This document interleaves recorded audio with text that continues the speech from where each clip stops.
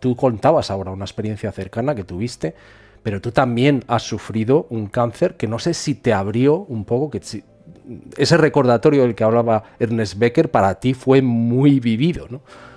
Sin embargo, la experiencia cercana a la muerte no la tuve en esa cirugía, la tuve antes y yo lo achacaba a una reacción de la anestesia.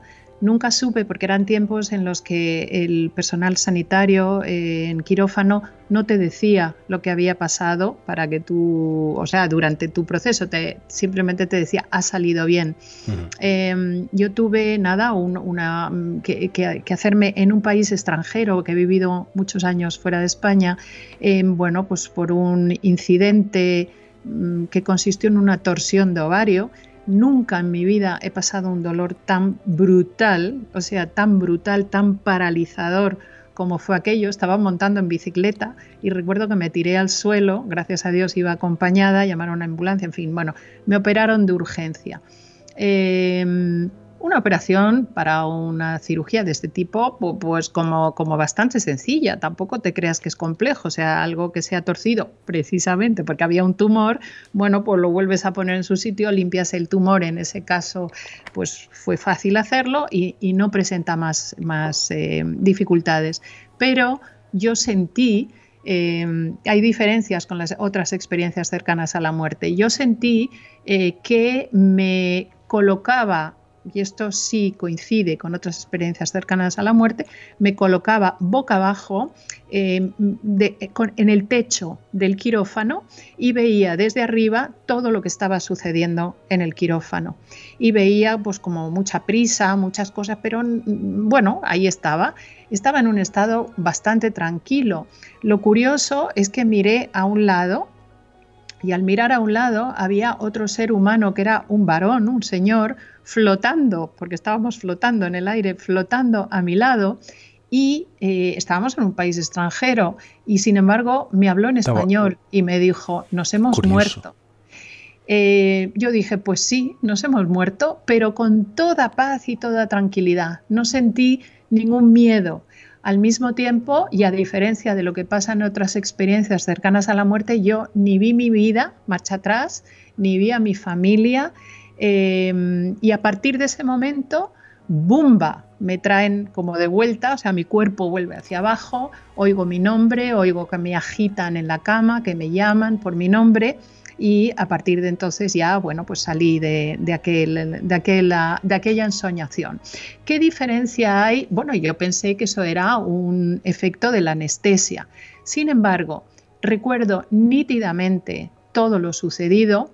Pensé que era un efecto de la anestesia porque yo sé lo que se mueve en un quirófano y pensé que me había imaginado pues toda la movida que había en el quirófano por conocimiento, por experiencia previa.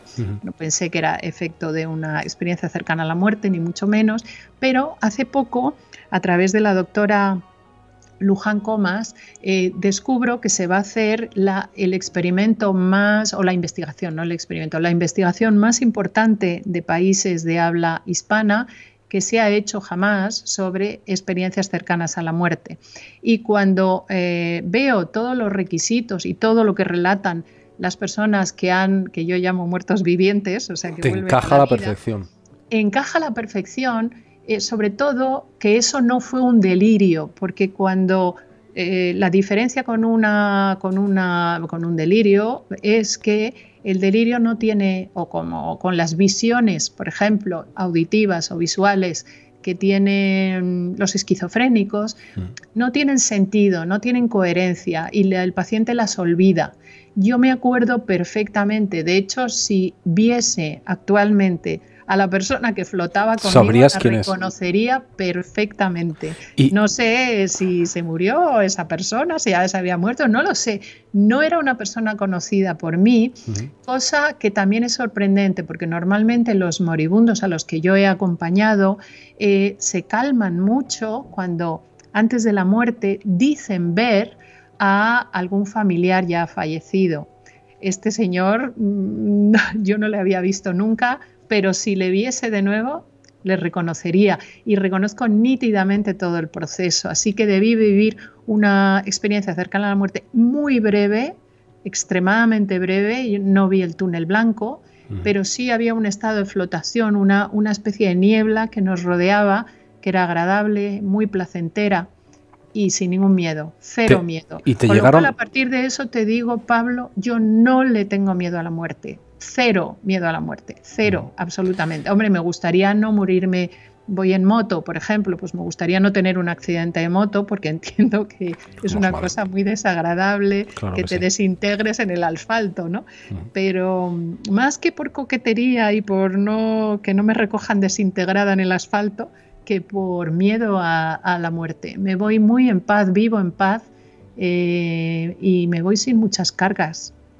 No les dejo a mis hijos y a mis hijas cargas. He dejado el testamento vital hecho, no quiero que me reanimen, no me importa morirme ya, no quiero morirme tampoco porque me encanta vivir, pero al no tenerle miedo a la muerte, a tener una gran esperanza que lo de atrás que nos espera va a ser muy bueno, pues casi me apetece conocerlo, tengo curiosidad. ¿Pasó algo en aquella operación? ¿Te llegaron a decir si algo fue mal en un momento determinado o no? Ahora mismo te lo dicen y desde hace unos años. En aquel entonces Esto no. pasó hace casi, pues te diré, casi 40 años y entonces no te lo decían. No. Porque claro, hay veces que las cosas en los quirófanos se tuercen. Yo tengo una amiga que es una gran anestesista y te cuenta, ¿no? Que hay veces que se dan circunstancias en quirófanos muy delicadas y por eso hacía ese vínculo. Quizás algo fue mal, pero no te lo llegaron a decir. Fíjate. No me lo dijeron y en cualquier caso la reanimación fue tan buena que fue muy rápida. O sea, probablemente fueron segundos la experiencia que yo viví, pero es cierto que a partir de entonces ni le tengo miedo a la muerte. Tampoco, ya te digo, tampoco la voy buscando, pero no le tengo miedo a la muerte en absoluto. Y bueno, claro, es una cosa que no comparto con los pacientes cuando les acompaño en paliativos porque cada uno vive su proceso y hay que respetarlo. Tu experiencia no se la cuentas a nadie, estás ahí para servir y sirviendo se sirve para muchas cosas.